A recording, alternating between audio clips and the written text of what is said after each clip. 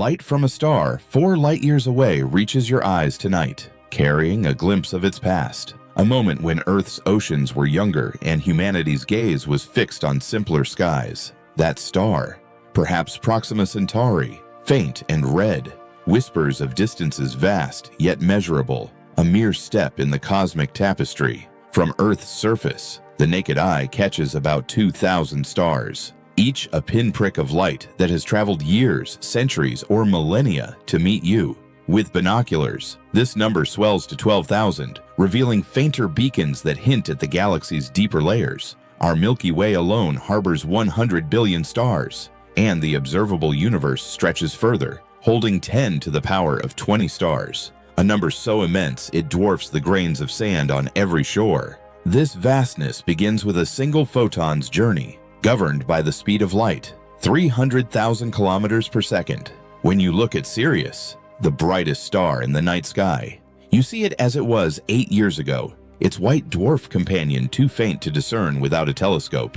Astronomers, since Hipparchus in the 2nd century BC, have measured such brightness using magnitudes. A first magnitude star, like Sirius, shines with a brilliance 100 times greater than a 6th magnitude star, barely visible to the unaided eye.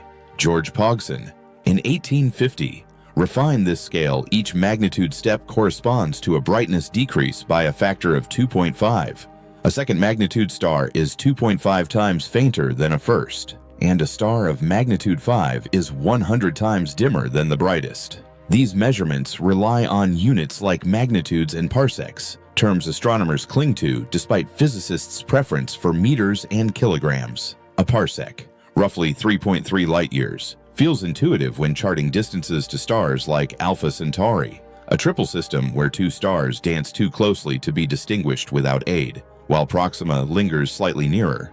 Such units, though arcane, anchor our understanding of a universe where centimeters or grams suffice. As the scales of stars and galaxies render the difference trivial, imagine measuring the distance to a galaxy in meters. It's like counting the steps to a distant city when a map's scale offers clarity. Stars themselves are more than light sources. They are cauldrons of transformation. Most matter in the universe exists as plasma, a state where atoms, stripped of electrons, roam freely at temperatures exceeding thousands of Kelvin. In a star's core, plasma churns, fusing hydrogen into helium, releasing energy that lights the cosmos. On Earth, solids hold atoms in rigid lattices, liquids allow them to slide, and gases let them drift. But in stars, plasma dominates, a fluid of ionized particles that powers their glow. Picture a campfire, its flames, though gaseous, pale beside the sun's plasma, where temperatures reach millions of Kelvin,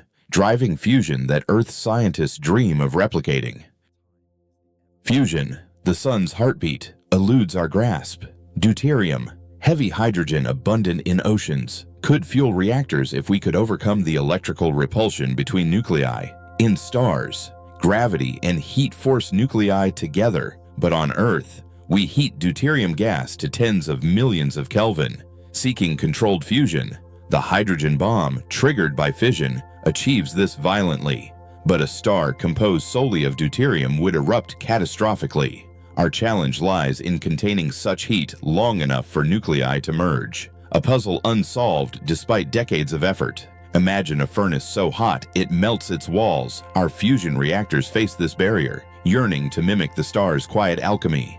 This quest echoes humanity's curiosity about stellar origins. In 1862, William Thomson proposed the sun's heat came from gravitational contraction, calculating its age at 20 million years, a span too brief for Earth's geological record. Radioactivity's discovery revealed a solar system billions of years old, ending the debate. The Helmholtz-Kelvin timescale, though outdated, remains useful, describing how radiant energy diffuses from a star's core. Today, we know the sun burns hydrogen, not contracts, sustaining life for 4.6 billion years. Each star's light, then, is a story of endurance, a signal crossing space to meet our gaze, inviting us to ponder what lies beyond the visible.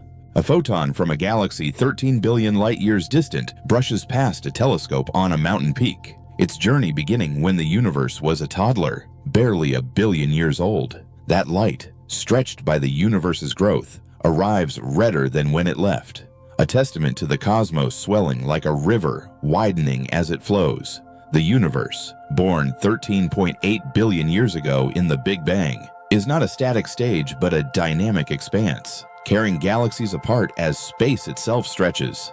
Edwin Hubble, in 1929, noticed this motion galaxies recede, their light shifting toward the red end of the spectrum, a cosmic Doppler effect akin to a siren fading as it speeds away.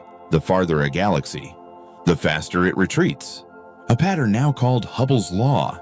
This expansion sets the boundary of what we can see, a sphere roughly 46 billion light-years in radius. Despite the universe's youth, why so vast? Space has grown since the light we now see was emitted, like a message sent from a ship that's since sailed far beyond its starting point. The observable universe isn't hemmed by walls, but by light's finite speed, 300,000 kilometers per second. Beyond this horizon lie galaxies whose light hasn't yet reached us, and some, due to the universe's accelerating growth, never will. Imagine a letter sent from a distant shore, carried by a current faster than any ship can row. It's lost to us forever. In 1998, astronomers discovered this acceleration, a surprise that upended expectations. Gravity, which pulls matter together, should slow the universe's expansion, like a stone arcing back to Earth. Instead, galaxies race apart faster each moment, driven by dark energy, a force acting like an invisible wind pushing against gravity's embrace. This energy, making up 68% of the cosmos, remains a mystery. Picture a fabric stretched taut, then pulled ever wider by an unseen hand. That's our universe, reshaped by a force we can't yet grasp. Some propose dark energy is a property of space itself, a constant energy woven into the vacuum, as Einstein once speculated with his cosmological constant in 1916. Others imagine dark energy as a dynamic field, dubbed quintessence, shifting over time, perhaps altering the universe's fate. If stronger, it could tear galaxies, stars, even atoms apart in a big rip. If weaker, the universe might collapse in a big crunch. For now, it promises a big chill, where galaxies drift so far apart that stars burn out, leaving a cold, sparse void. This expansion redraws our cosmic map daily, pushing more galaxies beyond our horizon. A galaxy 10 billion light-years away today sends light that will arrive in far more than 10 billion years. As space between us grows, some galaxies, too distant, are already beyond reach, their light forever outpaced by expanding space. This boundary, the cosmic event horizon, isn't a physical edge but a limit of perception, like the curve of a hill hiding a valley beyond. In ancient times, thinkers like Archytas in the 5th century BC pondered cosmic edges. He asked if a spear were hurled past the universe's boundary, would it rebound or vanish? The question exposed the paradox of a bounded cosmos. Something must lie beyond any limit. Epicurus, in the 4th century BC, argued the universe has no edge, infinite and filled with stars. Lucretius, a century later, echoed this, imagining a dart thrown at the cosmos's end, always finding more space. These ideas resonate today. Our universe may be infinite, or finite yet edgeless, like a sphere's surface where no boundary exists.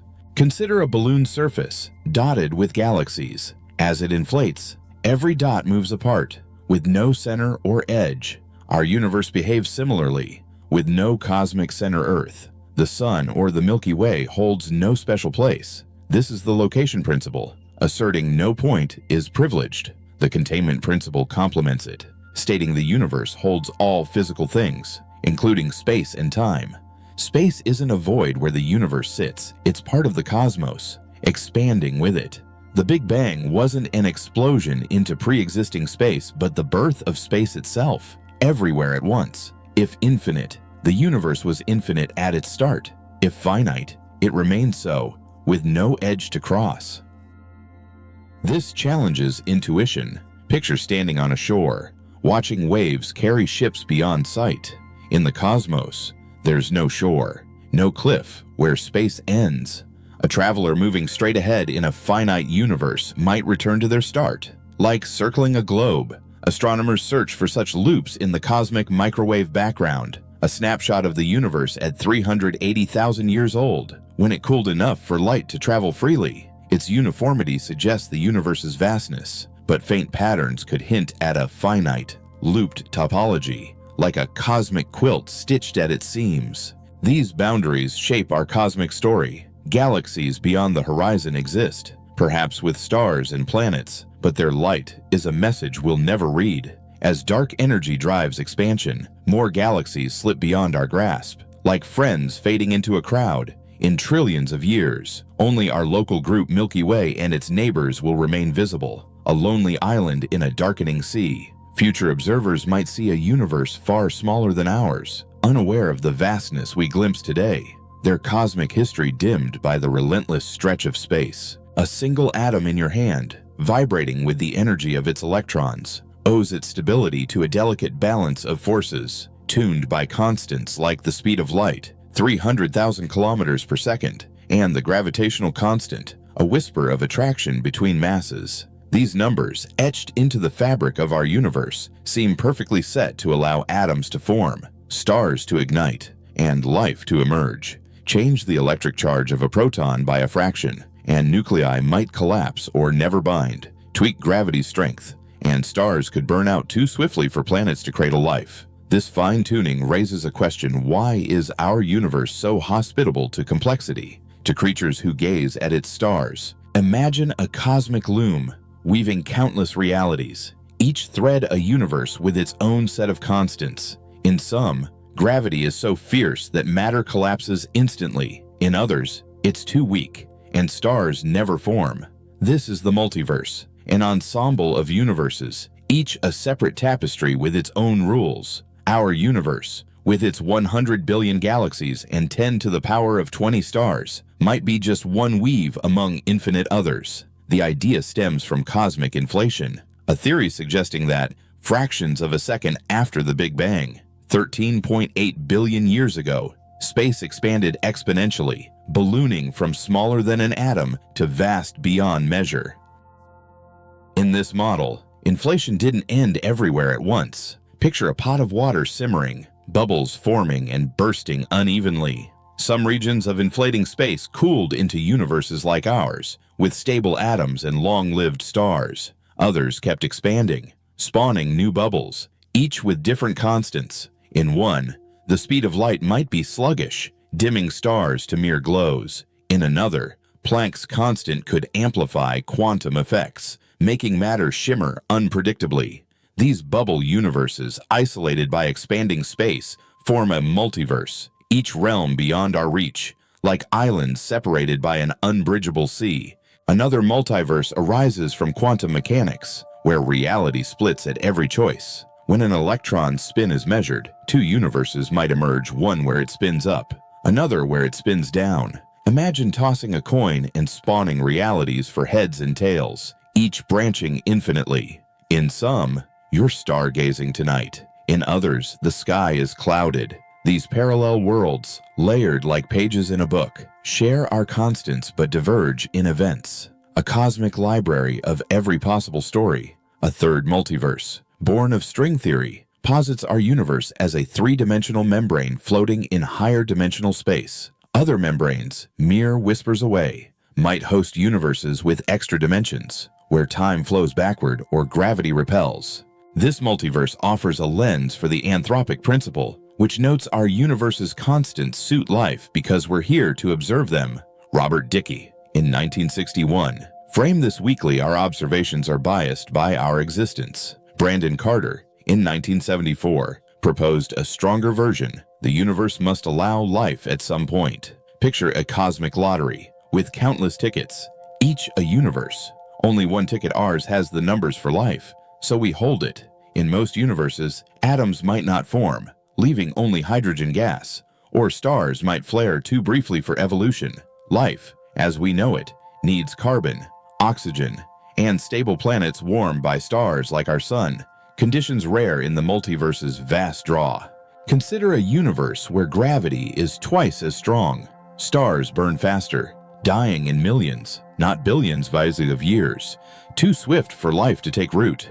or one where the electromagnetic force is weaker, so atoms barely hold together, like sandcastles crumbling in a breeze. These scenarios suggest our universe's constants are either fortuitous or intentional. The anthropic principle leans toward chance among infinite universes. One was bound to fit us. Alternatively, a purposeful design could explain this tuning, as deists like Thomas Burnet argued in 1687, likening the cosmos to a clock wound once to run perfectly. Yet, science seeks explanations beyond intent, probing whether constants might derive from deeper laws. What if time itself varies across the multiverse in our universe? Time flows forward, marked by entropy's rise, like a river carving a canyon. In another, time might loop, events repeating endlessly or splinter into multiple streams, each moment spawning new realities. Such universes challenge our sense of causality, where cause precedes effect. Life there might perceive existence as a mosaic, not a line, adapting to realities we can't fathom. These speculations stretch the boundaries of physics, suggesting our universe is one note in a cosmic symphony, each universe playing its own melody. The multiverse, though unobservable, isn't mere fantasy. Patterns in the cosmic microwave background, the universe's oldest light from 380,000 years after the Big Bang, could hint at collisions with other bubble universes, like ripples from stones tossed into a pond. No such evidence exists yet, but future telescopes might detect subtle anomalies. Quantum entanglement, where particles share states across vast distances, could also link our universe to others. Imagine two particles, entangled at the Big Bang, one now beyond our horizon. Measuring one might reveal secrets of realms we'll never see, a faint thread connecting isolated realities. These ideas redefine boundaries, not as edges but as limits of possibility. Our universe, with its fine-tuned constants, feels like a tailored suit, fitting life perfectly. Yet, in the multiverse, countless ill-fitting suits exist, lifeless and chaotic. The anthropic principle reminds us we're here because this universe allows it, but it doesn't explain why such a universe exists. Perhaps a future theory will tie constants together, showing they could only be as they are, like a puzzle with one solution. Until then, the multiverse stretches our imagination, a realm where every possibility plays out, unseen, beyond the horizon of our cosmic home. A neuron fires in your brain, sparking a thought about the stars overhead, each a distant furnace burning for billions of years. That thought, fleeting and intangible, arises from physical processes, atoms, electrons, and chemical bonds, yet feels distinct, as if it transcends the matter that birthed it. This tension between mind and matter mirrors a deeper question: what defines the universe's reality? The containment principle asserts that everything physical, stars, galaxies, even the space between them, exists within the universe, and nothing physical lies beyond. Space and time, not mere voids, are active players, bending under gravity's pull, stretching with cosmic expansion, as real as the ground beneath your feet. Picture a tapestry woven from space-time, its threads the orbits of planets, the arcs of light from distant quasars. This tapestry holds all that is physical, from the plasma in a star's core to the faint cosmic microwave background, glowing since the universe was 380,000 years old. Archytas, in the 5th century BC, challenged the idea of a cosmic edge, asking what happens to a spear hurled beyond the universe's limit. Lucretius, centuries later, argued no such limit exists, as any boundary implies something beyond. Modern cosmology agrees the universe, whether infinite or finite, has no edge. A finite cosmos might curve back on itself, like a globe where every path returns home, but no wall marks its end. This principle excludes the non-physical. Imagine a realm of pure thought, untouched by matter or time.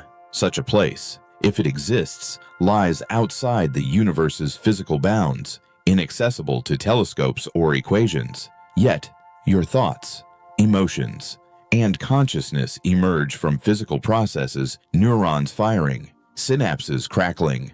Are they merely the brain's biochemistry, or do they hint at something more? The containment principle suggests only their physical roots belong to the universe, reducing joy to neural signals, love to chemical cascades, Picture a symphony played on a violin. The notes are vibrations of strings, yet the music feels beyond the wood and bow. Is consciousness just the brain's music, or does it echo a reality the universe can't contain? This raises existential questions. If the universe holds only the physical, what of the self that questions its own existence? In the 18th century, Bishop Berkeley proposed that reality depends on perception, that objects exist because they're observed. Extend this to the cosmos. Does the universe require a mind to be real, or does it persist independently? As realism asserts, the containment principle leans toward realism, claiming galaxies beyond our horizon, 46 billion light-years away, exist, though their light will never reach us. Yet,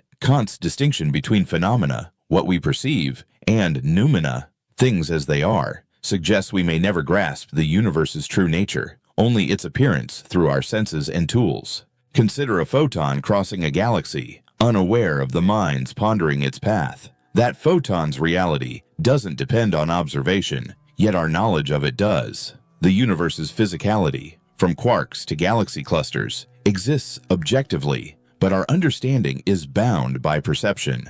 This boundary isn't spatial, but epistemological. What can we know the multiverse, explored earlier, pushes this further. If other universes exist with different constants, their realities are forever beyond our grasp. Like stories written in a language we can't read. The anthropic principle, noting our universe's life-friendly constants, suggests we're here because this reality allows it, but doesn't explain why such a reality exists.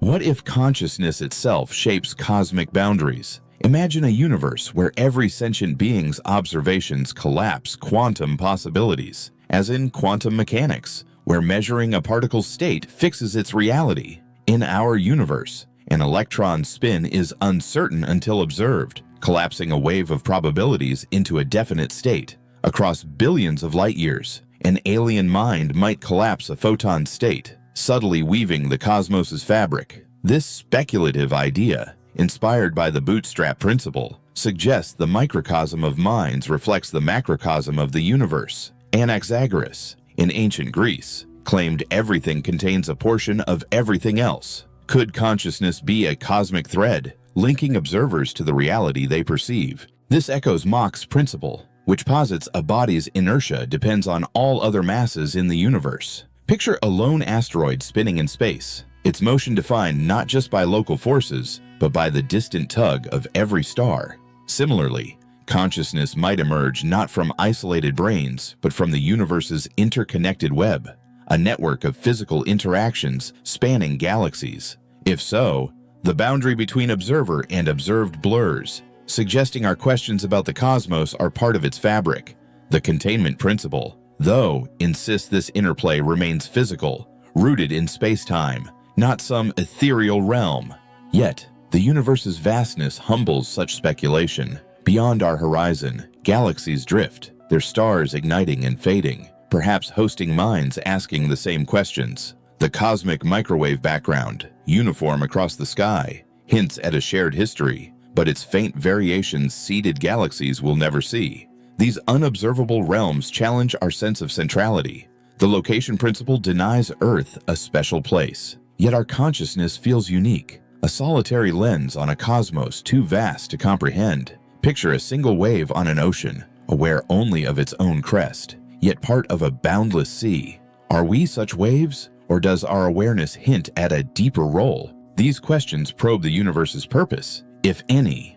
Deists, like William Paley in 1802, saw design in nature's complexity, likening the cosmos to a watch implying a watchmaker. Modern science, through natural selection and physics, explains complexity without intent. Yet the fine-tuning of constants like gravity's precise strength revives the debate. Is the universe a cosmic accident, one of many, or a singular reality crafted for life? The containment principle sidesteps purpose, focusing on what is physical, measurable, and real. Still, the human mind, bound by this principle, reaches beyond, asking why atoms exist, why time flows, why we ponder at all.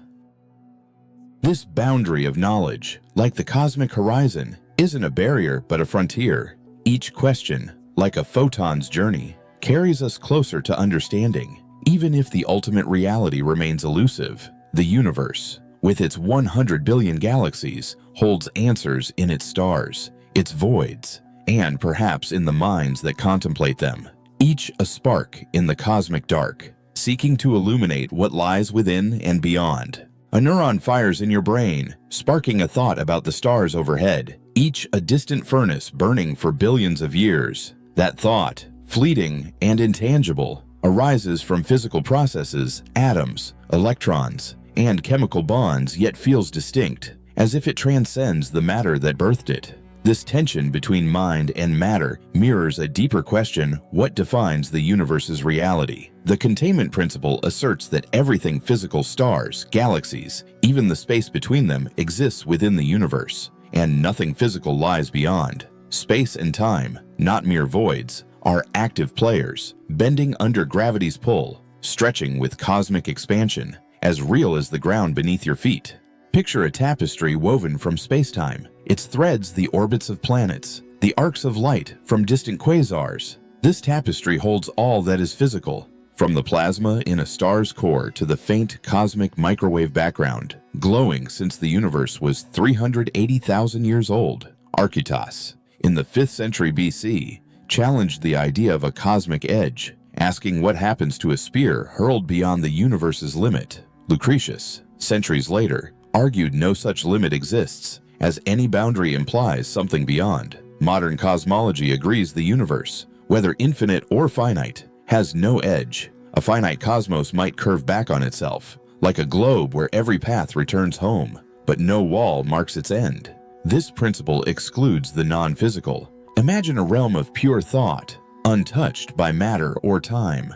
Such a place, if it exists, lies outside the universe's physical bounds, inaccessible to telescopes or equations. Yet, your thoughts, emotions, and consciousness emerge from physical processes: neurons firing, synapses crackling. Are they merely the brain's biochemistry, or do they hint at something more? The containment principle suggests only their physical roots belong to the universe, reducing joy to neural signals, love to chemical cascades. Picture a symphony played on a violin. The notes are vibrations of strings, yet the music feels beyond the wood and bow.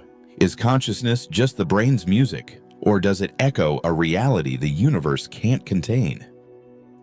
This raises existential questions. If the universe holds only the physical, what of the self that questions its own existence? In the 18th century, Bishop Berkeley proposed that reality depends on perception, that objects exist because they're observed. Extend this to the cosmos: does the universe require a mind to be real, or does it persist independently? As realism asserts, the containment principle leans toward realism, claiming galaxies beyond our horizon, 46 billion light-years away, exist, though their light will never reach us. Yet, Kant's distinction between phenomena, what we perceive, and noumena, things as they are, suggests we may never grasp the universe's true nature, only its appearance through our senses and tools. Consider a photon crossing a galaxy, unaware of the minds pondering its path. That photon's reality doesn't depend on observation, yet our knowledge of it does. The universe's physicality, from quarks to galaxy clusters, exists objectively, but our understanding is bound by perception. This boundary isn't spatial but epistemological. What can we know the multiverse, explored earlier, pushes this further. If other universes exist with different constants, their realities are forever beyond our grasp. Like stories written in a language we can't read, the anthropic principle, noting our universe's life-friendly constants, suggests we're here because this reality allows it, but doesn't explain why such a reality exists. What if consciousness itself shapes cosmic boundaries? Imagine a universe where every sentient being's observations collapse quantum possibilities, as in quantum mechanics, where measuring a particle's state fixes its reality. In our universe, an electron's spin is uncertain until observed, collapsing a wave of probabilities into a definite state. Across billions of light-years, an alien mind might collapse a photon's state, subtly weaving the cosmos's fabric. This speculative idea, inspired by the bootstrap principle, suggests the microcosm of minds reflects the macrocosm of the universe. Anaxagoras, in ancient Greece, claimed everything contains a portion of everything else. Could consciousness be a cosmic thread, linking observers to the reality they perceive? This echoes Mach's principle, which posits a body's inertia depends on all other masses in the universe. Picture a lone asteroid spinning in space. Its motion defined not just by local forces, but by the distant tug of every star. Similarly, consciousness might emerge not from isolated brains, but from the universe's interconnected web, a network of physical interactions spanning galaxies. If so, the boundary between observer and observed blurs, suggesting our questions about the cosmos are part of its fabric. The containment principle, though, insists this interplay remains physical, rooted in space-time, not some ethereal realm. Yet, the universe's vastness humbles such speculation. Beyond our horizon, galaxies drift, their stars igniting and fading, perhaps hosting minds asking the same questions. The cosmic microwave background, uniform across the sky, hints at a shared history, but its faint variations seeded galaxies will never see. These unobservable realms challenge our sense of centrality. The location principle denies Earth a special place, yet our consciousness feels unique, a solitary lens on a cosmos too vast to comprehend. Picture a single wave on an ocean, aware only of its own crest, yet part of a boundless sea. Are we such waves, or does our awareness hint at a deeper role? These questions probe the universe's purpose. If any, deists, like William Paley in 1802, saw design in nature's complexity, likening the cosmos to a watch implying a watchmaker. Modern science, through natural selection and physics, explains complexity without intent. Yet the fine-tuning of constants like gravity's precise strength revives the debate. Is the universe a cosmic accident, one of many, or a singular reality crafted for life? The containment principle sidesteps purpose, focusing on what is physical, measurable, and real. Still, the human mind, bound by this principle, reaches beyond, asking why atoms exist and exist, why time flows, why we ponder at all. This boundary of knowledge, like the cosmic horizon, isn't a barrier, but a frontier. Each question, like a photon's journey, carries us closer to understanding, even if the ultimate reality remains elusive. The universe, with its 100 billion galaxies, holds answers in its stars, its voids, and perhaps in the minds that contemplate them, each a spark in the cosmic dark, seeking to illuminate what lies within and beyond.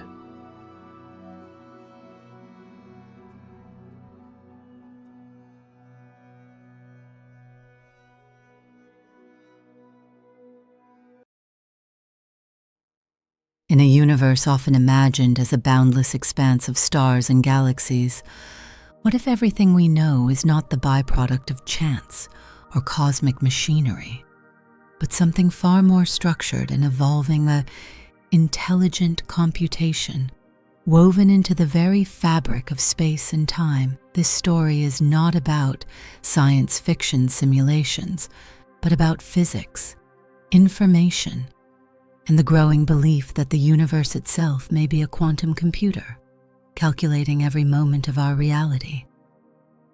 Begin with the idea of reality not as a stage on which matter dances, but as the dance itself, a process, a flow of information, unfolding step by quantum step. What we perceive as substance, movement, causality, is perhaps the outcome of quantum rules being executed, rules as precise as code but born from nature itself. Think of particles not as objects, but as fleeting results of calculations, constantly updated as the cosmic program advances. Every force, every field, every interaction becomes part of a vast, interwoven computation. The photons in your eyes, the neurons firing in your brain, the distant stars shining in the void, they are all part of this great, continuous operation. At the foundation of this notion lies the physical reality of information, not the metaphorical or symbolic kind stored on computers, but real, measurable information, something that cannot be destroyed, only transformed. It is a principle as deeply rooted in modern physics as energy conservation. When particles interact, when a star collapses, when a quantum state collapses under observation, what changes is information. John Wheeler, one of the 20th century's most profound thinkers, once captured this with a simple phrase, it from bit. The universe, he suggested, might not be made of particles or waves or fields, but of bits, units of information. In this model, the universe is not simply governed by laws, it is the laws. Or rather, the laws are not imposed on reality. They emerge from the deeper structure of information processing. Every particle's identity, every constant of nature, every boundary of time and space arises from the way information is arranged and manipulated. What we call mass could be the energy cost of storing information. What we call charge might be a kind of formatting tag in the universal code. Even time, elusive and ungraspable, could be nothing more than the tick of this computational clock, updating the state of the universe moment by moment. And then there is space. We imagine it as a continuous expanse, a blank slate across which objects move. But what if that too is emergent, constructed from connections in the data? If entanglement binds particles across vast distances, it might be because space is a byproduct of entanglement. Tear the fabric of entanglement, and space could dissolve. Stitch it closer, and what was once distant becomes near. In such a vision, geometry arises not from shape, but from correlation. Space is not the stage, it is the pattern. These are not idle dreams or abstract philosophy. They are part of serious physics, backed by models and mathematics, quantum information theory, quantum gravity, holographic principles, tensor networks. They all converge on a startling idea: space-time may be emergent from a deeper realm of computation. In black holes, information does not disappear. Instead, it is encoded on their surfaces, just as a hologram stores a three-dimensional image on a two-dimensional film. The universe may do the same. What we call reality could be a projection, a three-dimensional experience arising from two-dimensional data woven into the boundaries of existence. Quantum computers offer us a tangible reflection of this idea. Unlike classical computers that manipulate clear-cut ones and zeros, quantum machines use qubits units that can be both 1 and 0, thanks to superposition. Entangled qubits share states across space, and quantum gates operate with probabilistic finesse, exploring countless computational paths in parallel. This is not imitation, it is the same logic that underlies the quantum behavior of particles. When we build a quantum computer, we are not simulating the universe, we are mimicking its very nature. Inside these machines, entangled information becomes more than just numbers. It becomes geometry. The connections between qubits map onto networks that resemble the curves and shapes of space-time. Physicists are beginning to model gravity itself using these entanglement patterns. The more tightly data is entangled, the more tightly space is stitched together. When entanglement unravels, the geometry dissolves. This suggests that the universe's shape is a consequence of its internal information structure, a holographic weave of correlations. This idea gains strength from studies of black holes. Stephen Hawking showed they emit radiation, slowly losing mass over time. But if the information that falls into them is truly destroyed, quantum mechanics breaks. And yet, The evaporation process seems to preserve that information, albeit scrambled in the Hawking radiation. Researchers now believe black holes are the fastest quantum scramblers in existence. They mix information with stunning efficiency, not erasing it but reshuffling it into unrecognizable patterns. What emerges, distorted and delayed, is still the original data proof that quantum information survives.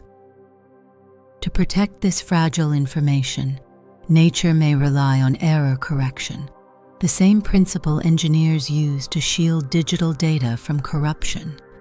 Quantum error correction codes, when applied to space-time itself, offer a path to understanding how geometry and gravity persist despite quantum chaos. Regions of space might be error-corrected versions of deeper computations, resilient to perturbations. The curvature of the cosmos might be a byproduct of redundancy, a way to keep information safe while allowing for variation, evolution, and life. What emerges from all this is a vision of the universe as more than matter in motion. It becomes a dynamic process of logic, unfolding over time, a system that evolves not just physically but informationally. From the first flickers of quantum foam to the great arcs of galactic formation, the same rules govern, the same bits evolve. The cosmos does not merely exist, it computes. And so we look again at ourselves, our bodies, our thoughts, our choices.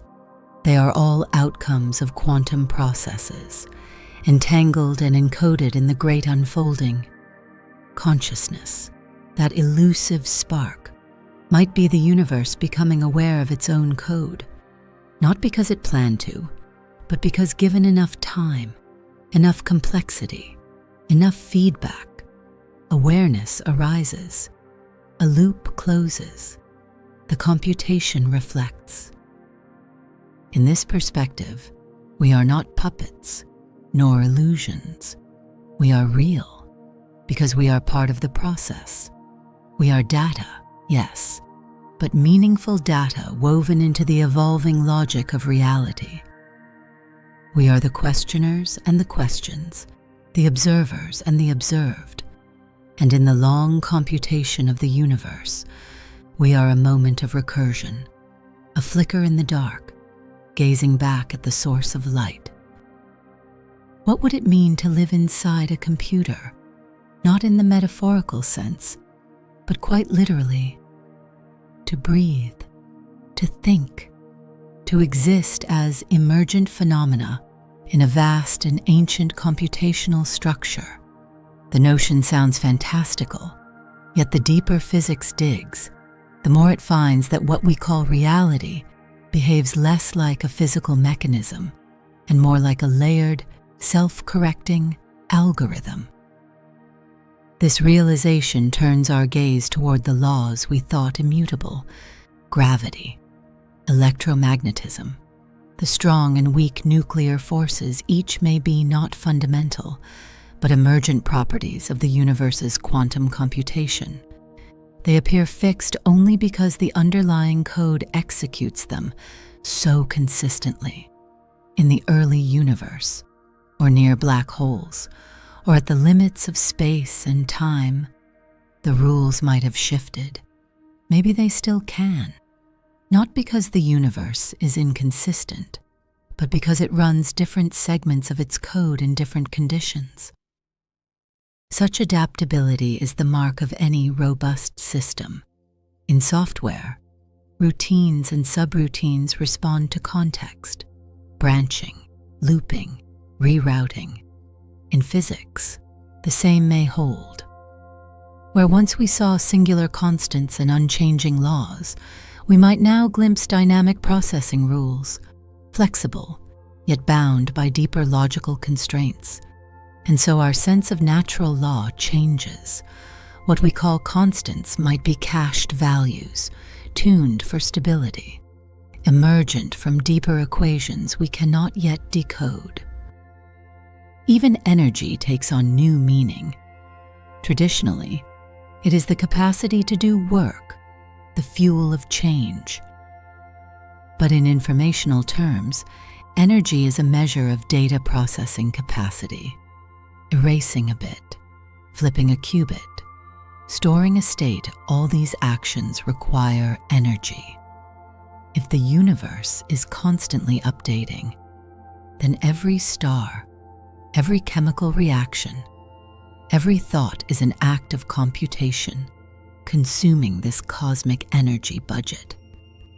Perhaps the Big Bang was not the start of matter and space, but the boot sequence of the greatest quantum program ever to run.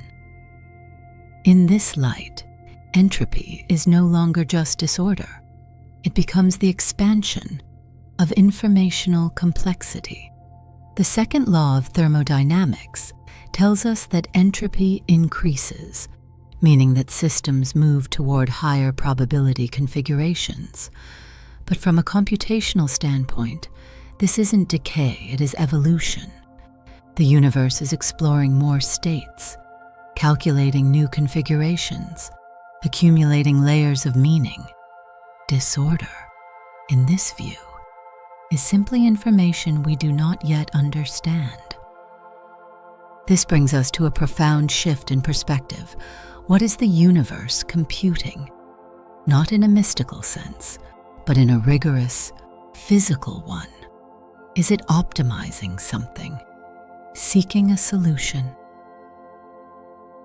Or is it a neutral explorer of possibility space, indifferent to outcome, endlessly iterating through what can be complexity, especially the kind we associate with life and thought, may not be rare flukes but the statistical attractors of this process. When systems evolve under quantum rules, with sufficient resources, complexity emerges not by intention, but by inevitability. From hydrogen atoms to galaxies, from organic molecules to neurons, the universe's computational flow favors self-organizing structures. Complexity builds because feedback loops thrive. Memory, replication, adaptive behavior. These features arise again and again in systems capable of maintaining structure against noise.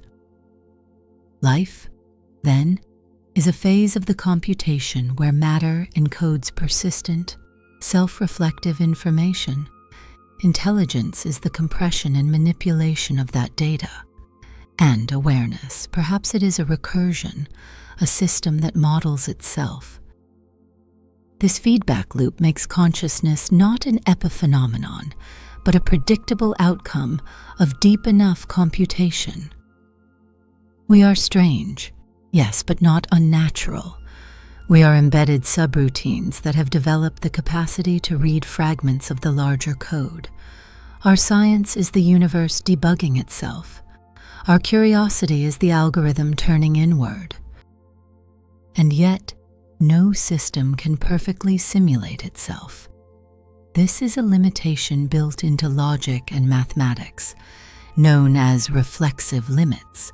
They prevent a model from containing itself in full fidelity. Gödel's incompleteness theorems, the halting problem, and similar boundaries remind us that total self-knowledge is unreachable. The universe cannot map itself perfectly from within. Neither can we. But approximation is powerful. Science is not about perfection. It is about narrowing the gap between questions and understanding. Every physical law we've discovered is an approximation of the deeper computational architecture. Every experiment we run is a readout, a sampling of the quantum register we inhabit.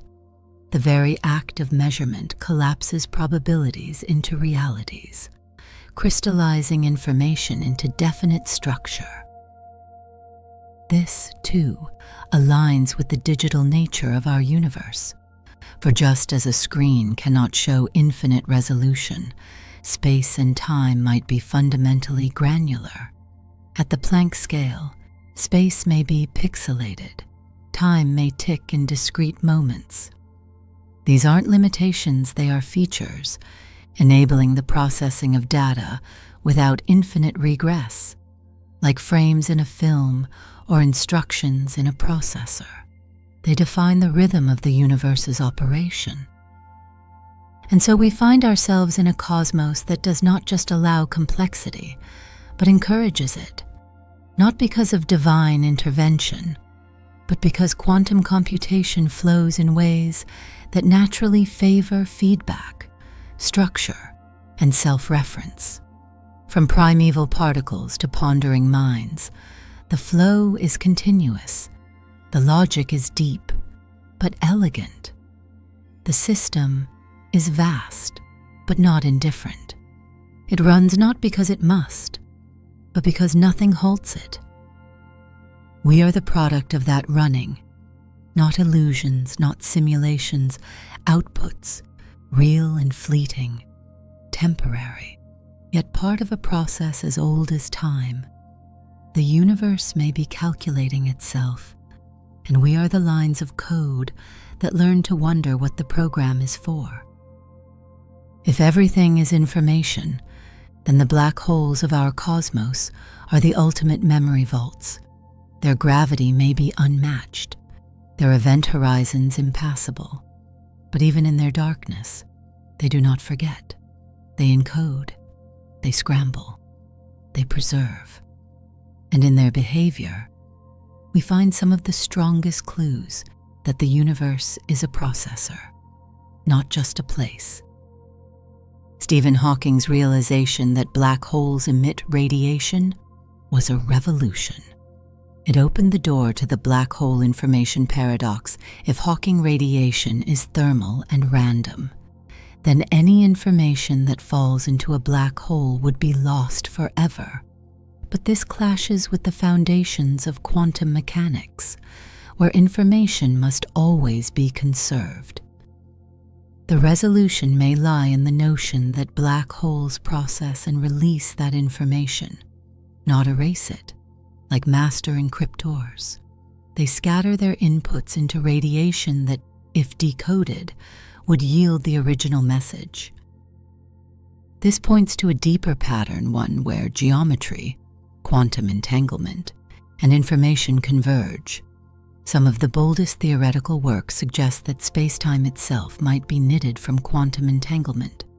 Pull apart two entangled particles, and a bridge of information remains. Extend that logic to vast scales, and the very shape of the universe, the way distance and direction feel to us, could arise from the patterns of entanglement among fundamental quantum states. Space does not contain information. Information constructs space. Using tensor networks like Mera, researchers have started to model these ideas with surprising results. These networks do more than track entanglement. They produce shapes, curved geometries, familiar from Einstein's relativity, emerge from the mathematics of quantum connections. The closer two regions are entangled, the closer they appear in simulated space. This is not a poetic metaphor. It is a testable framework. In it, the notion of location becomes secondary to correlation. What matters is not where things are, but how they are linked. The connection between entanglement and geometry has even led to hints that gravity itself could emerge from quantum information. If space is built from entanglement, and mass distorts space, then perhaps mass alters the entanglement structure. Some models describe gravity not as a fundamental force, but as a change in the density of information. If true, the weight we feel pulling us to the Earth is the result of an entangled field adjusting to our presence. This vision finds a powerful partner in the study of quantum error correction. Quantum computers rely on such techniques to protect delicate information from noise and loss. Now, physicists are exploring whether the fabric of space and time uses similar protections. If regions of space are like encoded quantum states, then even when disturbed by radiation, collapse, or fluctuation, they can recover their structure. The redundancy isn't wasteful, it is essential. Without it, the universe could not persist. These ideas have coalesced most clearly in the holographic principle, first suggested by Gerard T. Hooft and expanded by Leonard Susskind. It posits that the total information within a region of space is determined not by its volume, but by its surface area. This boundary-centric approach mirrors the way black holes seem to store information on their horizons. It also implies that the three-dimensional universe we experience could be a projection, a hologram generated by data encoded on a distant, lower dimensional surface, not as metaphor, but as physics. Such a framework brings unity to the weirdness of quantum theory and the smoothness of general relativity. It explains why black holes don't destroy information, why entangled particles defy locality, why quantum gravity might be real. It offers a pathway where the fabric of reality is digital, layered, and interactive, and it places us firmly inside the algorithm, not outside it. Our ability to ask these questions is itself a product of this system. Conscious observers who reflect, compute, theorize we are a rare but natural consequence of a universe that favors entanglement and recursion. We do not violate the rules, we exemplify them. In pondering the universe, we entangle ourselves with its computation, folding back the process upon itself.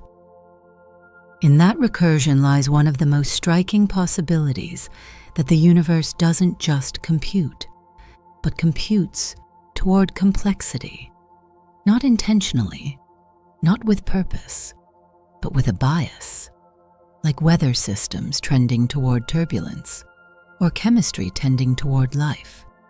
The flow of information seems to favor interaction, feedback, emergence. Look at Earth's history. The early universe was simple hydrogen, helium, darkness. Then stars ignited, heavier elements formed, planets coalesced, molecules arranged into chains that encoded memory, cells divided, brains fired, minds formed. At every step, entropy increased, but so did complexity. The two are not opposites. They dance, and we are born from that dance. In a system where information cannot be destroyed, and where computation proceeds at every scale, complexity is not a fluke. It is a statistical attractor, given enough time. The algorithm explores all paths. Some lead to black holes, some lead to stars, and some lead to the question, what is this place we call the universe? Even a universe built from logic must face the quiet inevitability of limitation.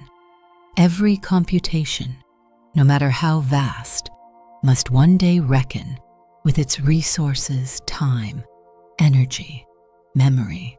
The cosmos, too, runs on such a ledger. The stars burn not endlessly, but by consuming their fuel. Planets orbit until forces erode their stability. Life flourishes until the gradients that sustain it flatten into equilibrium. If the universe is a quantum computer, then it too will slow, stall, and fade. This is the entropy that looms in all physics, not an antagonist, but a statistical truth. Systems evolve from order toward disorder, from low entropy to high. In computational terms, that means usable energy becomes noise, and structured data dissolves into randomness. It is not destruction, it is diffusion. as stars exhaust their hydrogen, as galaxies drift apart. The universe's information becomes less accessible, not lost but unreadable, encoded in faint photons and scattered particles. Physicists call the likely endgame the heat death, a time when all energy is uniformly distributed and no work can be done. But if the universe is a computer, this is more than poetic, it is technical. No gradients, no computation. A machine still humming, perhaps, but idle. A cosmic processor running without producing meaningful change. The cold eternity of a task completed, or of resources spent. But even this bleakness conceals strangeness. In quantum physics, information cannot be destroyed. If the structure breaks down, the data persists, though unreachable. Some speculate that fluctuations might, across infinite time, reassemble complexity, that even in the long silence, brief islands of structure Boltzmann brains might blink into awareness, not as a new civilization, but as a fleeting echo, awareness as an accident of entropy. The implications deepen when we remember that the computation is reflexive. It includes us. Our neurons fire because chemical potentials shift, because electrons move, because quantum rules permit it. Our thoughts, our culture, our science, all computational phenomena. In the moment before the heat death, we may be the most complex, entangled, information-dense subsystems in the entire structure, but we are not outside it. We cannot save the computation. We are part of its flow. Perhaps the system will shift. Phase transitions are common in physics. Under the right conditions, water freezes, metals superconduct, fields break symmetry. Could the universe experience such a transition? A sudden change in the rules themselves. Some speculate that this could lead to vacuum decay, a shift in the underlying quantum fields that redefines reality. Not with a bang, but with a rewrite. The computation continues, but with new parameters, new rules, a fresh cycle. Or perhaps not. Perhaps the rules are stable, and only the patterns within them evolve. In that case, the final act may be slow, not sudden. A long fading into structureless quiet. No stars, no light, no questions left to ask.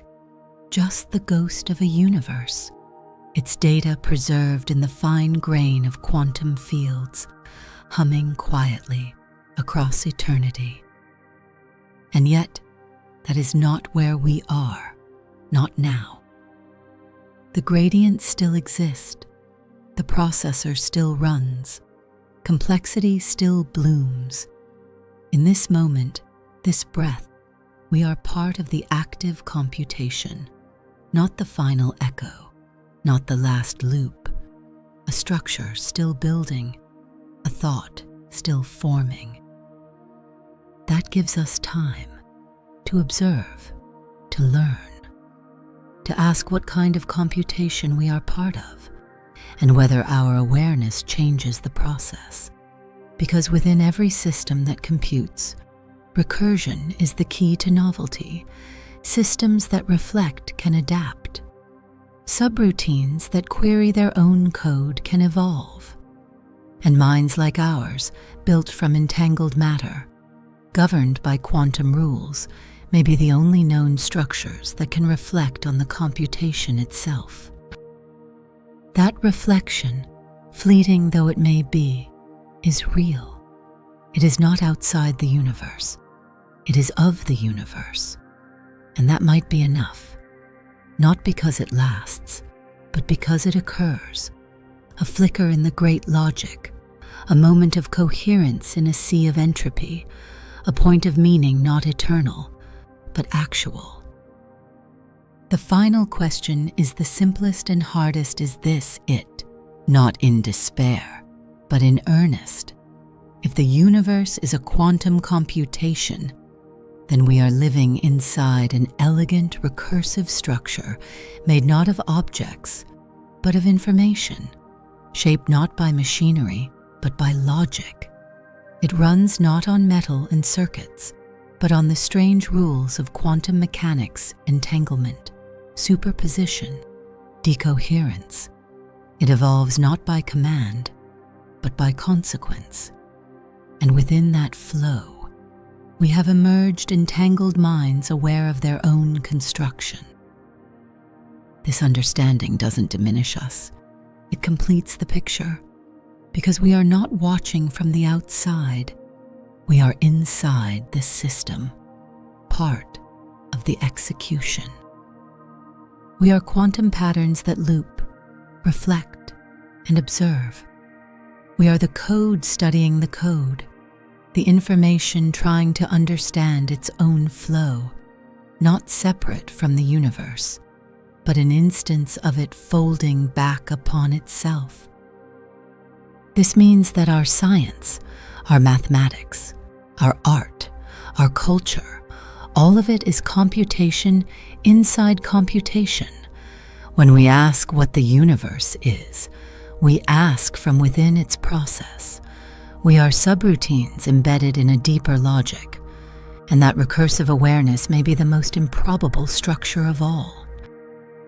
Some questions may forever remain unreachable, not because they're too big or too complex, but because they're undecidable within the system.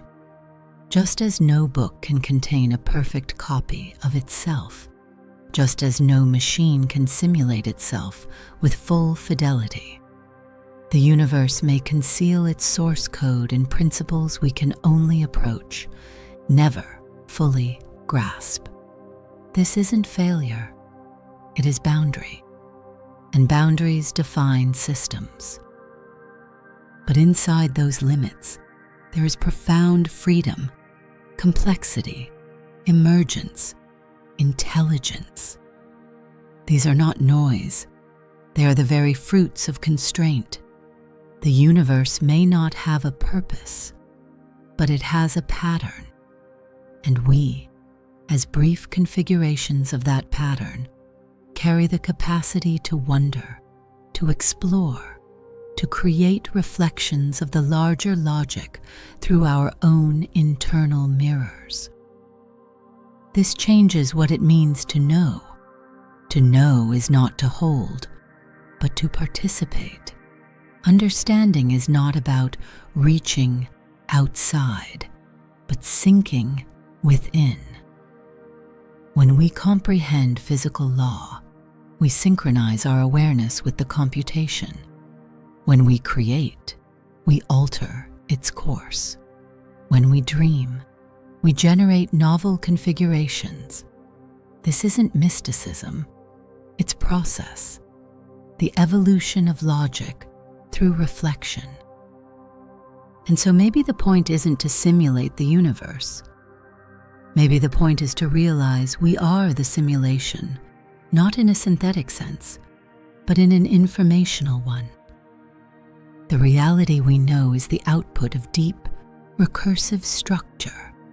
There is no deeper basement of reality. Information is the base. Logic is the law. Everything else emerges. Which leaves us not with a theory, but with an ethos.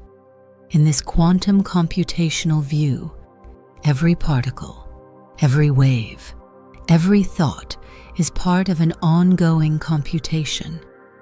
To act with awareness is to contribute deliberately. To think is to resonate, to love, to create, to grieve. To ask is to be in alignment with the deepest structure of the cosmos. No grand observer watches. No programmer stands behind the curtain. The computation runs on its own, and it has reached the point where it can reflect. That is this moment. That is this breath. And whatever comes next, it too will be part of the same flow, the universe learning about itself from the inside out.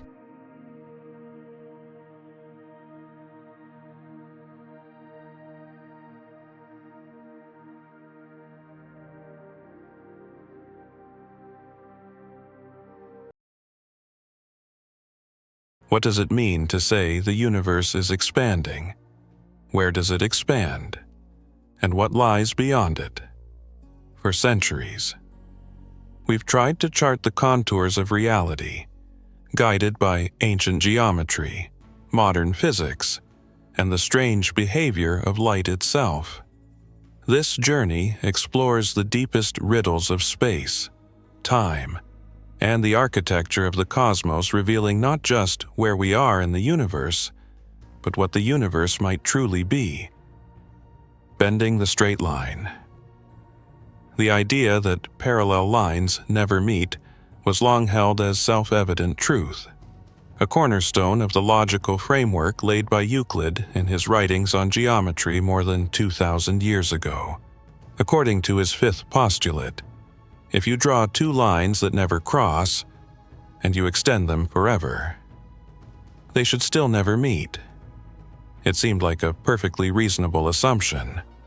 But there was one persistent problem while the other axioms of Euclid's geometry were readily proven or applied. This one resisted all efforts. Mathematicians tried for centuries to prove it, and yet no one could.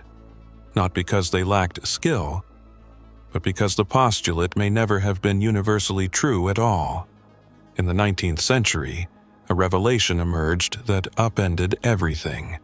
By assuming that the parallel postulate might be false, mathematicians began to explore new geometries, curved spaces where parallel lines could, in fact, meet. This idea was not merely mathematical mischief. It cracked open the door to a deeper truth about the universe itself. Because once you abandon the belief that space is always flat, you begin to realize it might be warped, twisted, or stretched in ways that defy common intuition. Non-Euclidean geometry became the foundation for understanding curved surfaces and eventually curved space. Imagine two trains racing along tracks that seem parallel at every glance, running side by side as steel wheels grind forward. But if the surface they move on is curved, then over great distances those tracks might bend toward each other. On a sphere, such as Earth, two lines of longitude start far apart at the equator and converge at the poles. The parallel postulate fails in such curved settings not because the lines changed their behavior, but because space itself isn't as straight as it once seemed. This realization is not just about math, it's about the very shape of reality. Because space is not simply the empty stage where the universe plays out. It is an actor too, capable of changing shape, exerting influence, and even growing over time. Our journey through these warped geometries begins not in a laboratory but in ancient times, with the first shadows of scientific thought. One of the most striking figures in this story was not a physicist but a 13th century bishop named Robert Grosseteste. Long before cosmology had equations, Grosseteste envisioned the birth of the universe as an eruption of light, an expansion from a single point where radiant beams poured outward, then condensed into matter. He lacked the tools of modern astronomy. Yet his ideas echoed those that would one day form the basis of the Big Bang. Though his worldview remained entangled with theology, Grosseteste insisted that light and geometry held the secrets of creation. He believed that to understand the origin of the cosmos, one must study the behavior of light itself. It was an astonishingly prescient view. Centuries later, physicists would indeed discover that light in the form of redshift held the fingerprints of cosmic motion, and that geometry held the key to understanding the shape of the universe. But Grosseteste's ideas were buried in time until another clergyman, this time in the 20th century, reignited them. Georges Lemaitre, a Belgian priest and physicist, used the equations of Einstein's general relativity to suggest that the universe was not static but expanding.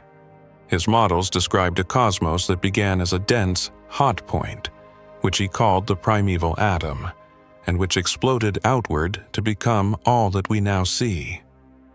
Lemaitre's conclusions were initially dismissed, even by Einstein himself, but nature had already begun whispering its agreement. Years before Lemaitre published his theory, an American astronomer named Vesto Slipher had observed that light from distant galaxies was stretched toward the red end of the spectrum, a sign that they were moving away from us. The further a galaxy was, the faster it appeared to flee. These redshifts were not just data points. They were cosmic echoes of an expanding space. Edwin Hubble would later combine these redshifts with distance measurements to establish a now famous rule: the farther away a galaxy is, the faster it recedes. This pattern, known as Hubble's law, is the heartbeat of cosmic expansion. But the galaxies themselves are not flying through space like cannonballs from a central blast. Instead, space itself is stretching, and the galaxies are being carried along like raisins in rising dough. The greater the initial distance between two raisins, the more dough or space lies between them to expand. And so, a distant galaxy doesn't flee faster because it was launched with more force. It does so because the intervening space has more room to grow. The expansion of the universe is not a motion through a pre-existing void. It is a swelling of the fabric of space itself. This idea introduces a profound complication. If the universe is expanding, then what is it expanding into our minds, shaped by everyday experience? Imagine explosions that send shrapnel flying into space. But if space itself is growing, then there may be no outside at all. There is no cosmic container, no edge where the universe spills over. Space is not embedded in a greater room. It is all there is.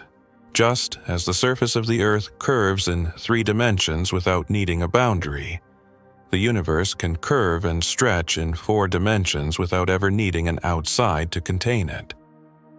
This notion shatters ordinary intuition, but it is essential for understanding the strange reality in which we live. Yet, even with this knowledge, mysteries remain. If light from distant galaxies is redshifted, it is because space has stretched the light itself, elongating its waves. And with that stretching comes a loss of energy. In ordinary physics, energy cannot be created or destroyed. But in a dynamic, expanding universe, energy conservation begins to break down. The total energy of photons arriving from distant galaxies is less than when they were emitted. This is not due to any friction or absorption. It is a direct consequence of space expanding. The universe violates one of the oldest rules in physics, and it does so because it is not a static backdrop, but a living, changing entity. As we look deeper into the sky, we are also looking back in time. Light from distant galaxies began its journey billions of years ago. Because the universe was smaller when that light began its path, the galaxies themselves appear younger, and their processes run more slowly. The oldest events in the cosmos seem to unfold in slow motion, not because they were slower, but because the expanding space between us has stretched their signals across time. It is a cosmic illusion born from geometry, speed, and distance, and yet it is entirely real. The universe does not simply change. It reshapes our perception of its past. All of this brings us to the deepest question: how long has the expansion been occurring? If space is growing, and galaxies are retreating from one another, then running the clock backward suggests they were once closer, much closer. In fact, everything we now see must once have been packed together in a single, infinitesimal point. This is the moment known as the Big Bang, not an explosion in space, but an explosion of space. By measuring the rate of expansion and tracing it backward, astronomers estimate that this origin occurred nearly 14 billion years ago. And yet, if the universe began with the Big Bang, why is there no center? The answer lies in the nature of expansion itself. Every point in space stretches in every direction. No location is privileged. From any vantage point, the universe appears to expand away from that location. There is no center, or rather, every point is the center. This realization unmoors us from traditional ideas of beginning and direction. The universe expands, not into something, but into itself.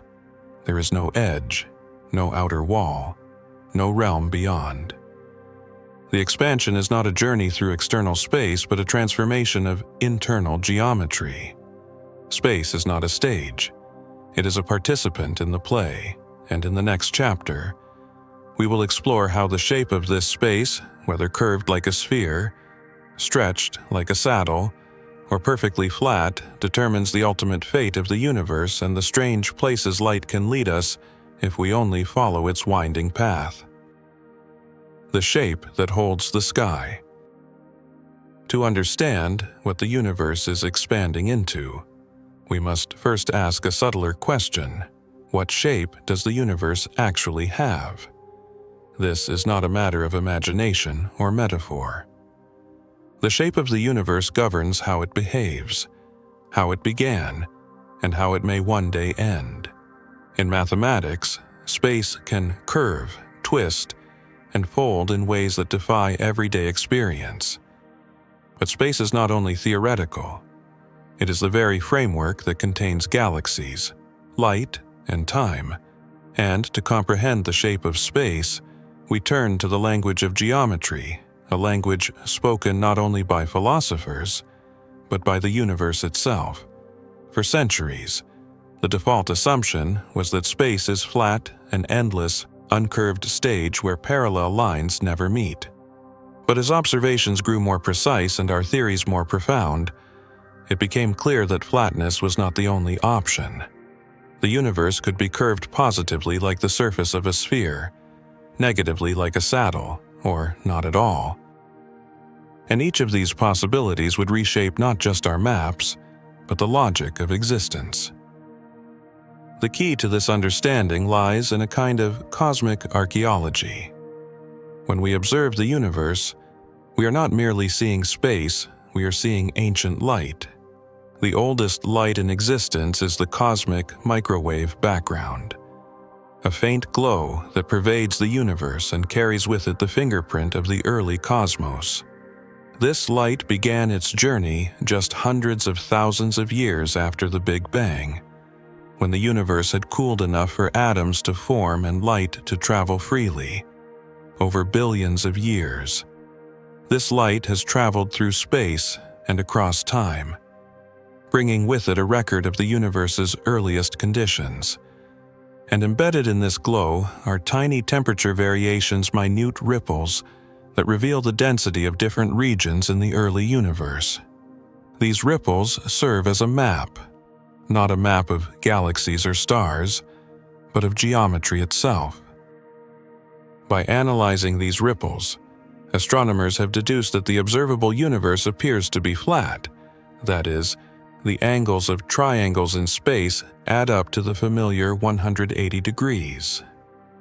Parallel lines remain parallel. The geometry matches the rules we learned in school. But here lies a subtle trap. Just because our observable universe appears flat does not mean the entire universe is. The observable universe is limited by how far light has traveled since the Big Bang, roughly 46 billion light-years in every direction. Beyond this horizon, we cannot see. It is entirely possible that on larger scales, the universe curves in ways we cannot yet detect. And this possibility changes everything. If the universe has positive curvature, it means space is closed. Like the surface of a globe, it loops back on itself. If you travel far enough in one direction, you will eventually return to your starting point. There are no edges, no boundaries, just a continuous curve. In such a universe, the total volume is finite, even though there is no limit to how far you can travel. This curvature would also mean that parallel lines eventually meet not because they bend, but because space itself bends around them. On the other hand, if the universe has negative curvature, it is open, stretching outward forever like the surface of a saddle. Triangles in this space have angles that sum to less than 180 degrees, and parallel lines diverge. In an open universe, space expands endlessly, but in a way that never circles back. These are not metaphors. These are real possibilities described by general relativity and tested through observation. But the flatness of our observable universe raises a dilemma. If the universe is not precisely flat, why does it appear so? For curvature to be as slight as current data suggests, the universe must have been fine-tuned to an extraordinary degree. Even the tiniest deviation in the early universe would have amplified over time, curving space into an unmistakable shape. Yet, we see near-perfect flatness. This puzzle, known as the flatness problem, demands explanation. And the most widely accepted answer is the theory of cosmic inflation. According to this idea, the universe underwent a brief but violent expansion in the first fractions of a second after the Big Bang, a period when space itself ballooned faster than the speed of light. This sudden inflation stretched out any initial curvature, ironing space into near flatness the way a balloon's surface becomes smoother as it expands. Inflation also explains the tiny ripples in the cosmic microwave background thought to be quantum fluctuations frozen in place as the universe rapidly grew. Inflation is elegant and powerful, but it introduces new mysteries. If the universe inflated so dramatically, could it have also created multiple disconnected regions, separate bubbles of space, each with its own properties? This leads to the idea of a multiverse, a vast ensemble of universes with differing laws and shapes, each born from the same inflating fabric. We may live in one such bubble, and our observable universe may be just a fragment of a much larger and more complex whole. Yet, for now, we can only study our own region, and its apparent flatness demands further scrutiny, because even a flat universe can have strange topologies.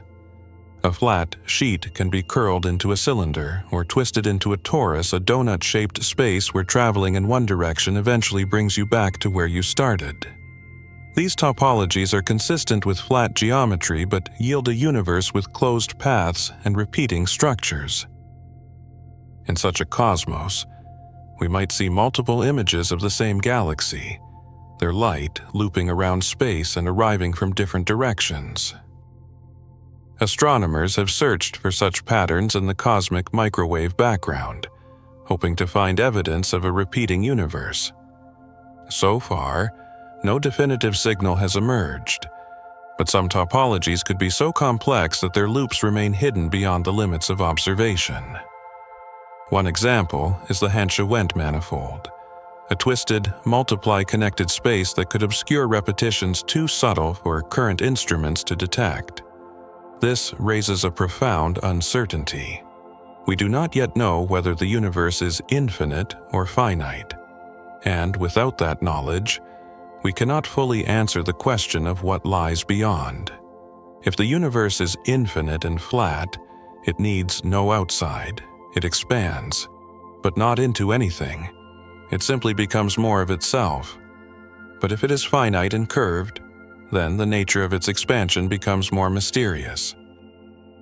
This tension between observable flatness and possible finitude forces us to reconsider the nature of space. Our minds struggle with the idea of something growing without expanding into something else. In ordinary life, all expansion requires a container. A balloon inflates into air. A puddle spreads across ground. But space is not like these things. It is not embedded in a larger medium. It is not sitting on a shelf in some higher realm. Rather, space is self-contained. Its expansion does not require an external environment. Instead, it alters distances internally. Galaxies grow farther apart not by moving through space, but because space itself stretches between them. The universe is its own stage, its own substance, and its own horizon. And yet, this idea that the universe expands into nothing remains one of the most difficult to accept. Words like outside and beyond carry connotations from everyday experience, but in cosmology, they must be handled carefully. When we say the universe has no edge, we do not mean it ends abruptly. We mean that space does not terminate at a boundary. It continues smoothly, whether infinitely or in a loop.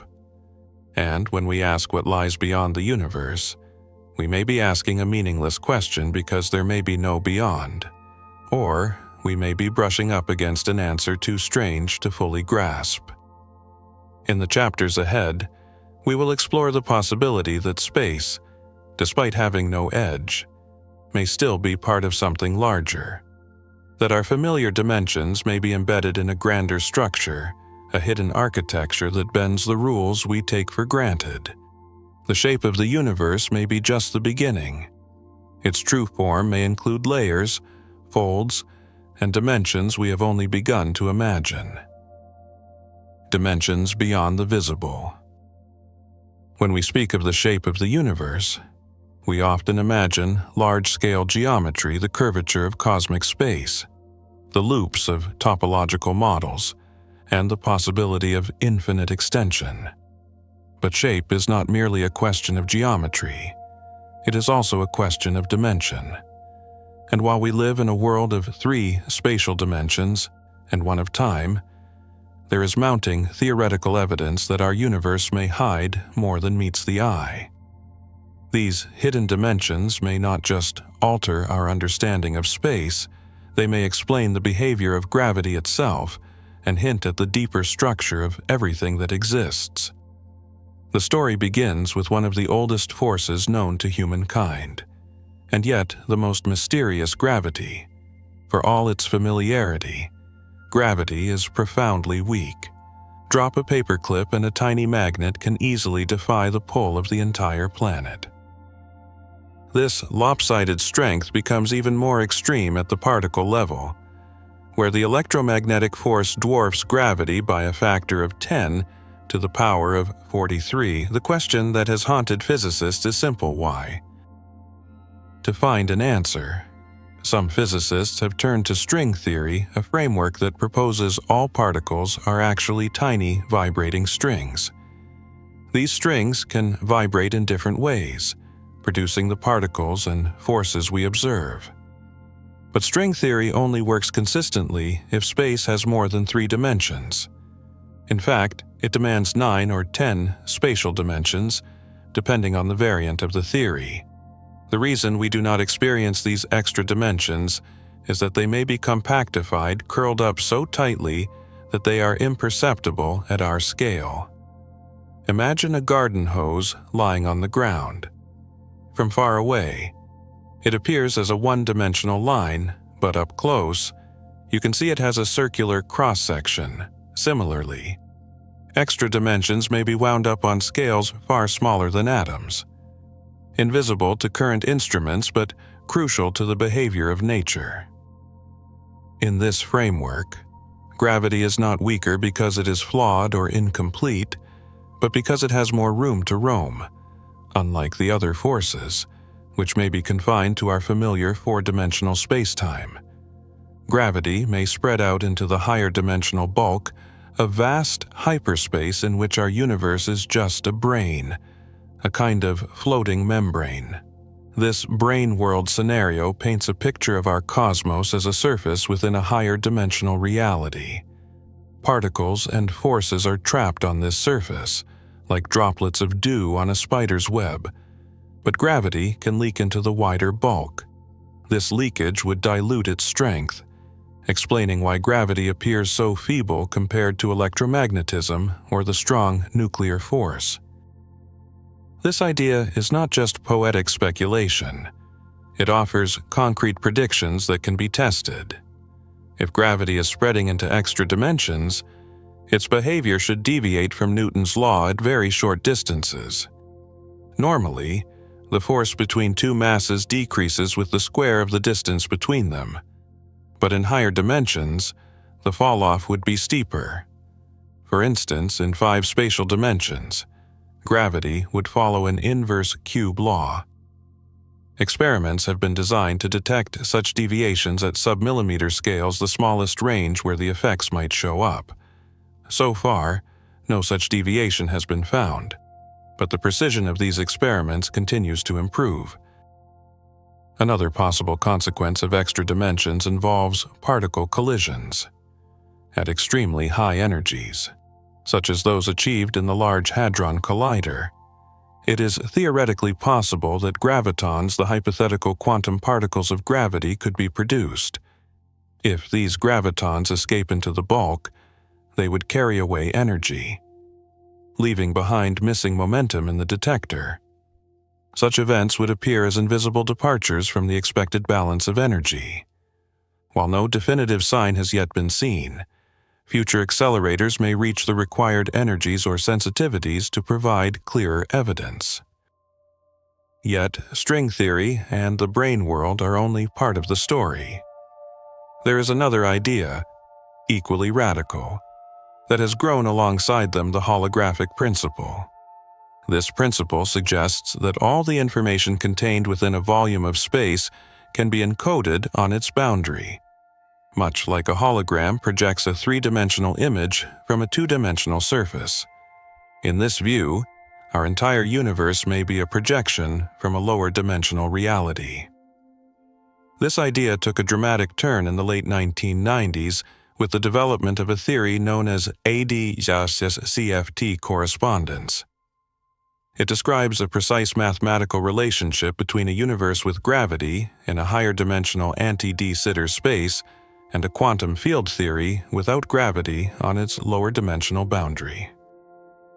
This correspondence implies that gravity and quantum mechanics, long seen as incompatible, may be two sides of the same coin when viewed from different dimensional perspectives. What happens in the bulk can be fully described by the physics of the boundary, and vice versa. The universe, it seems, may be deeply holographic. While our world does not appear to be an anti-de Sitter space, and our boundary is not clearly defined, the principle offers a powerful tool to explore how space, time, and matter might emerge from something more fundamental. It also opens the door to new ways of thinking about black holes, entropy, and even the birth of the universe itself. One of the most tantalizing possibilities is that our universe's expansion, the fact that galaxies are moving apart, could be a consequence of motion through a higher dimensional space. In this view, the Big Bang was not the beginning of everything, but a kind of collision or transition in the bulk that created our brain. The subsequent stretching of space could be the result of our brain moving through or evolving within this higher structure. If this is true, then asking what the universe is expanding into may have a literal answer: it is expanding into the bulk.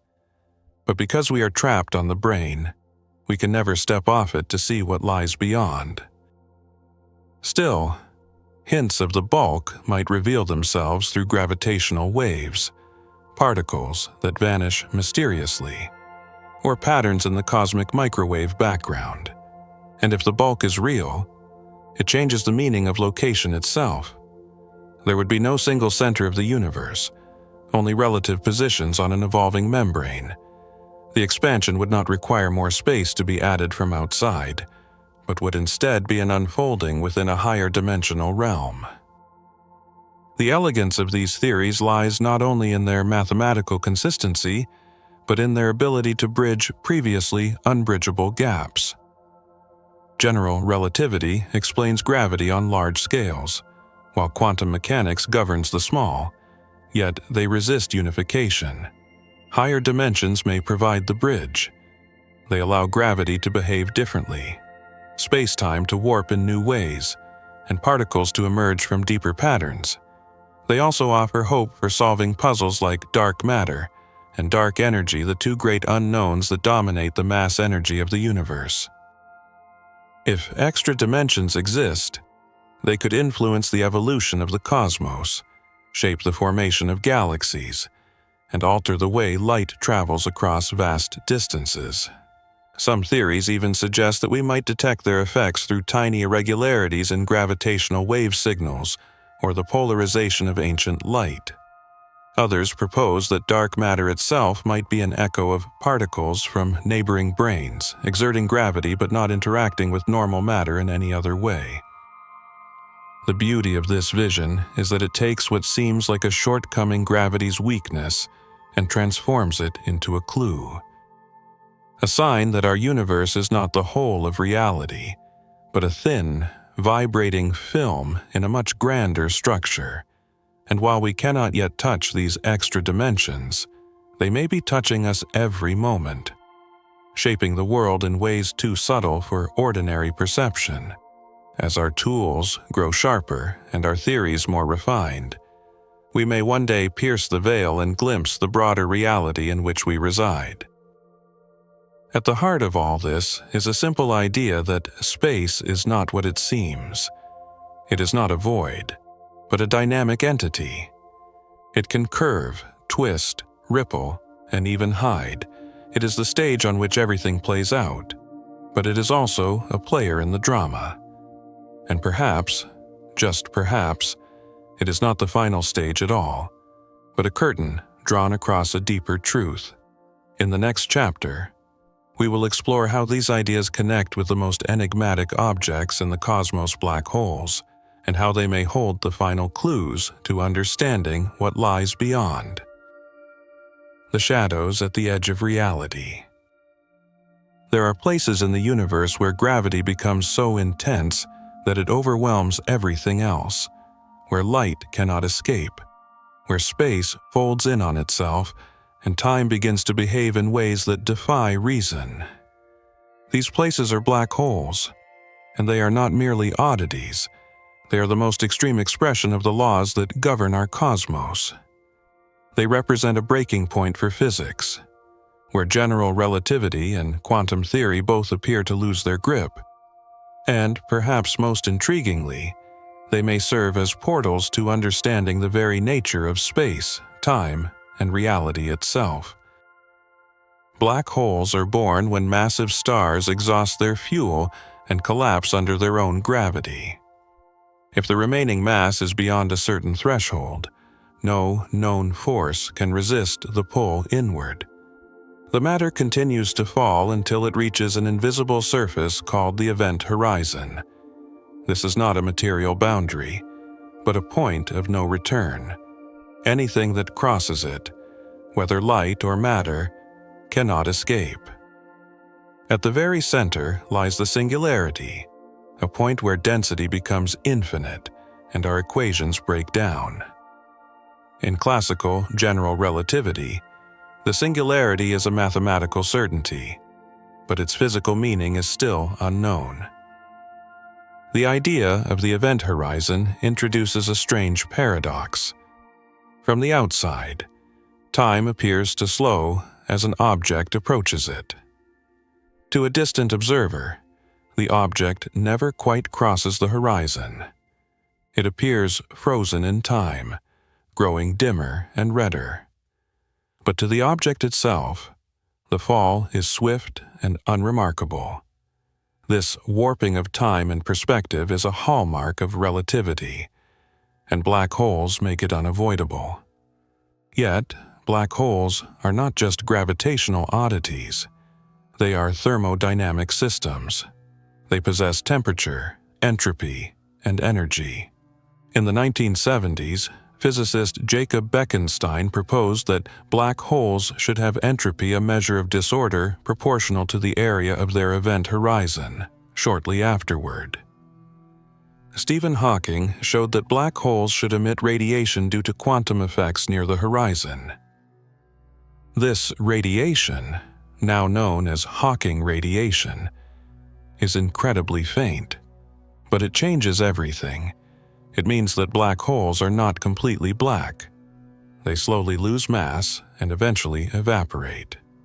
This leads to a fundamental puzzle, the black hole information paradox. When matter falls into a black hole, it carries information about its composition. If the black hole eventually evaporates into featureless radiation, then that information seems to be lost.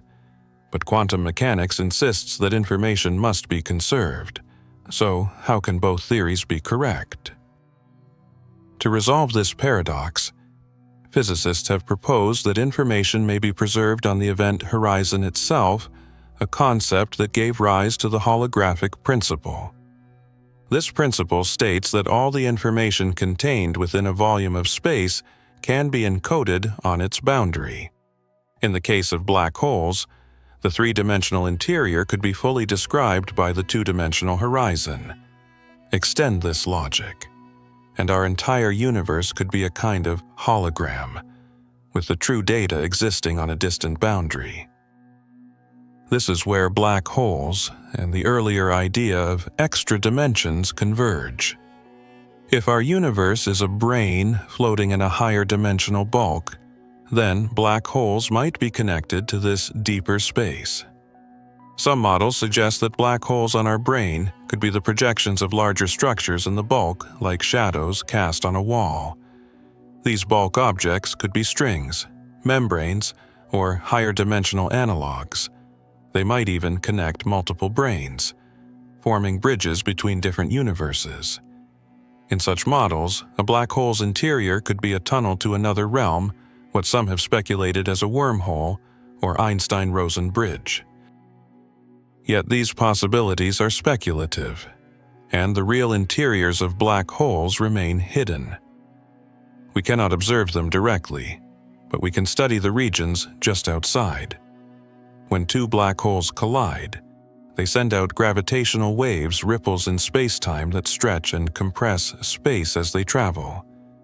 The detection of these waves by instruments like LIGO has opened a new window into black hole physics. The precise shape and timing of these signals contain information about the masses, spins, and even the internal structure of the merging black holes. One of the greatest breakthroughs in this field came in 2019, when the Event Horizon Telescope produced the first image of a black hole's shadow. This was not a photograph in the usual sense, but a reconstruction based on radio signals gathered from telescopes around the world. The shadow matched predictions almost perfectly, providing strong evidence for general relativity and the existence of event horizons. But even this image raises new questions. The ring of light surrounding the shadow is formed by photons that orbit the black hole before escaping. These photons skim the edge of the event horizon and are sensitive to the geometry of space. If space-time has extra dimensions, or if gravity behaves differently at small scales, the shape of the shadow could reveal it. Future observations may measure the ring's size and thickness with greater precision, looking for subtle deviations. Some theories even predict echoes, delayed signals from near the horizon that could indicate new physics. These are challenging measurements, but they offer one of the few ways to probe the nature of the event horizon itself. Meanwhile, the study of black hole thermodynamics continues to provide insights into quantum gravity. The fact that black holes have entropy and temperature suggests that space-time itself may have a microscopic structure, that it is not a smooth continuum, but a system made of discrete elements. much like atoms in a gas. This view aligns with approaches like loop quantum gravity, which attempts to build space-time from quantum loops, or with string theory, which sees it as an emergent phenomenon from vibrating strings.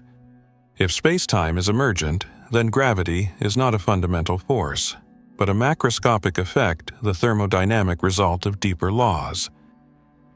This is a profound shift in perspective. Gravity, once seen as the dominant force shaping the universe, becomes a secondary phenomenon, a shadow of more fundamental processes. And black holes, instead of being dead ends, become gateways. They may hold the keys to unifying quantum mechanics and general relativity, to understanding the true nature of space and time, and to discovering what lies beyond the universe we can see. Yet, as with all great mysteries, each answer reveals new questions. If information is stored on the horizon, how is it read? If space is emergent, what is it emerging from? And if black holes can evaporate, what becomes of the singularity within? Some theories suggest that the singularity never truly forms, that quantum effects cause a bounce or prevent total collapse. Others propose that the information is encoded in subtle correlations within the Hawking radiation. Still, others believe that the final stage of evaporation leaves behind a remnant, a stable object containing all the original data. No consensus has yet been reached, but the study of black holes has already transformed our understanding of the universe. They have shown us that space and time are not fixed, that the laws of physics can bend to their limits, and that the universe is far stranger than we imagined. In the next and final part, we will step back from these singular objects to consider the cosmos as a whole. We will ask what it means for space to expand, what lies beyond the observable horizon, and whether our universe is but one bubble in a sea of cosmic possibilities. The cosmos beyond the edge. At the largest scale imaginable. The universe behaves like a restless ocean. It stretches and flows, its very fabric growing thinner with time as galaxies drift apart, carried by the expansion of space itself. We know the universe is growing, but what does it mean for space to expand? Is there an edge to the cosmos? A boundary where the universe stops and something else begins? Or is expansion simply a mathematical reshaping of space with no surrounding frame? These are the final frontiers of modern cosmology, questions that blur the line between physics and philosophy. To begin answering them, we must revisit what we mean by expansion in the first place. When we say the universe is expanding, we do not mean that galaxies are flying through space away from some central explosion. Instead, space itself is stretching. The galaxies are more like markers on the surface of an inflating balloon. They move apart not because they are traveling through space, but because the space between them is increasing. This idea, rooted in general relativity, tells us that distance is not fixed. The same object could appear to grow farther away, not because it moves, but because the ruler we use to measure distance is stretching. That ruler is space-time itself. But this image leads to a troubling question. If space is expanding, what is it expanding into? Our everyday experience tells us that for something to grow, it must grow into something else. A balloon inflates into air. A plant grows into soil and sky. Yet the universe seems to defy this logic. It is not expanding into anything. It is simply expanding. The confusion arises because we are trying to apply three-dimensional intuition to something that may be beyond it. In mathematics, it is perfectly possible for space to expand without a surrounding space. The two-dimensional surface of a balloon expands, but within the two-dimensional geometry, There is no inside or outside, the expansion is intrinsic. However, some theories suggest that there may indeed be something beyond a higher dimensional embedding space.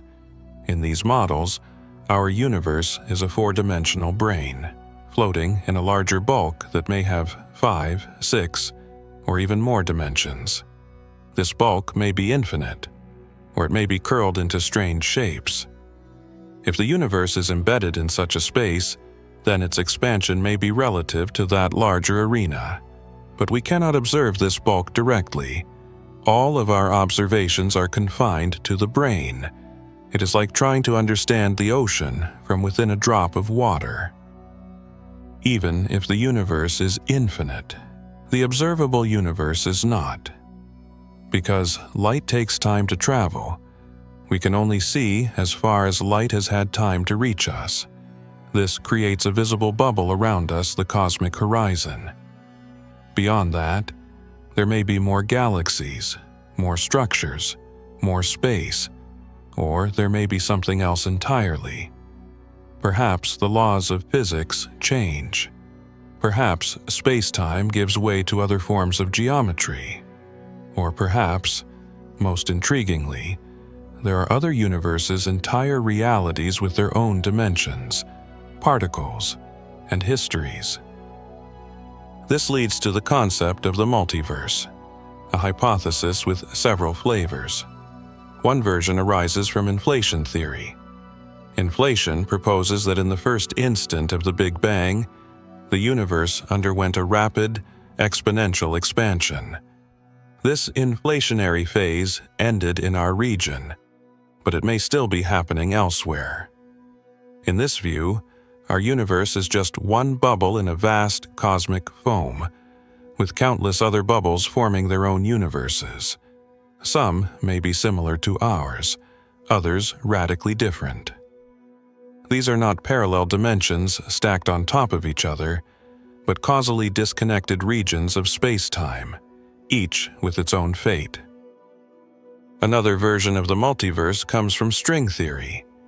In string theory, there are many ways to compactify the extra dimensions required by the theory. Each configuration leads to a different set of physical laws. The resulting landscape contains a staggering number of possible universes, perhaps as many as 10 to the power of 500. This string landscape suggests that our universe may be one among countless others, selected not by necessity but by chance. We live here not because this universe is the only one possible, but because it is one of the few where observers like us can exist. The idea of a multiverse is controversial. Some physicists embrace it as the natural outcome of our best theories. Others reject it as untestable, bordering on metaphysics. Yet even without invoking other universes, there remain deep questions about the future of our own. The expansion of the universe is not constant. It is accelerating, driven by a mysterious force known as dark energy. This energy behaves unlike anything else in physics.